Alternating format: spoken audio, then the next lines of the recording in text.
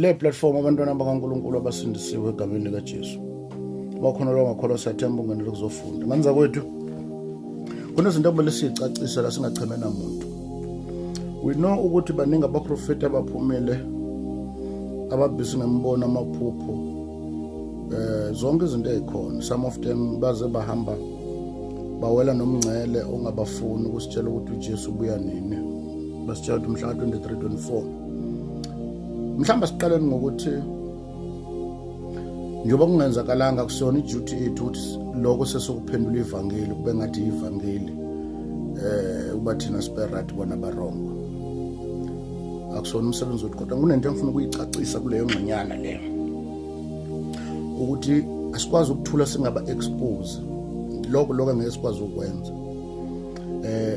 Umhlaba kumele wazi ukuthi these people are false prophets. Okokuqala lo. Okwesibili bathunywa uSathane uyihlo. Okwesithathu bathunyelwa uzodusa ibandla likaNkulunkulu. Okwesine bafuna sishintshe ifocus yethu kuKristu sibuke bona. And now you are one of them. Mawufuna ukukholwa, ufuna ukukholwa ngempela, landela imibhalo yekele ingane kwami. Sikholwa egameni likaJesu, sigayidwa umoya ongcwele. Sisitike ezwini la ukuthi uJesu mase fikile umoya ongcwele angeke akhuluma okwakhe uyokhuluma ukuthatha kimi ngoba nami ngikhulume engikuthathe kubaba. uNkulunkulu wezwi lakho. But nosimela kancane ke nina aniphethe ebanana gospel la khona nithi no, we must keep quiet, not say anything about these people namanga. We must expose them. Let people know ukuthi these people are the false prophets. Ngeke sithule le ndaba ukuthi uthe umoya ongcwele angithula ngalento le engasho ukuthi uqamba amanga kawena. Lithi iBhayibheli lingaliphathi ngeze igama likaJehova uNkulunkulu wenu. Laba baliphathe ngeze igama likaJehova uNkulunkulu baphumela esihlangalaleni bathi uNkulunkulu bathumile. Ubani oqamba amanga phakathi kwabo noNkulunkulu? Shothi uma uNkulunkulu ekhulumile uqamba amanga akawaqamba amanga uNkulunkulu laba baqamba amanga. So for that reason we must expose them that they are false prophet. Bathunyelwe uyise uSathane. Umhlaba kumele ukwazi lokho. Le ndaba yakho ukuthi uthi umoya ongcwele ungikhuzile uthe ngasho ukuthi kwawena uthunywe uSathane uqamba amanga kwawena. We cannot keep quiet as if like everything is okay. These people bala kuzoshintsha ifocus yethu, bala ukuzodestroy everything. Actually it's a fulfillment. Kumele ugcwaliseke imibhalo kwaprofeta ngayo ukuthi kuyovela abaprofeti bamanga noKristu bamanga. Naba bakhona akwazi uma bekhona bese kuba khona abantu aboqhamuka nembono namaphupho uthwa umoya ongcwele ongikhuzile namanga. Thina njengabantwana bakaNkulunkulu sibuka imibhalo ifezeke. Yeka mqamba amanga kwanina ke enzenza amavuthisi uthi cha umoya ongcwele uthe kimi angasayishi uqamba amanga.